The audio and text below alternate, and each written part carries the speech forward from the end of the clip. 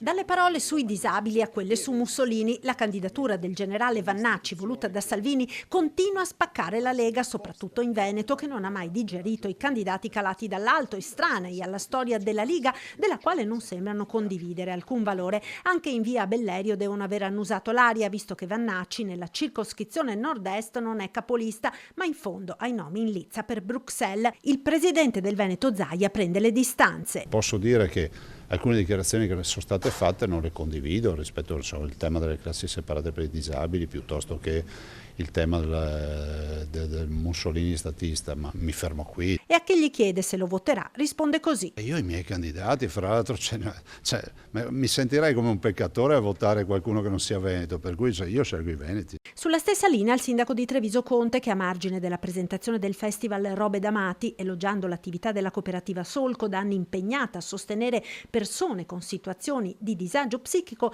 non tollera le parole del generale sui disabili, invitandolo a Treviso.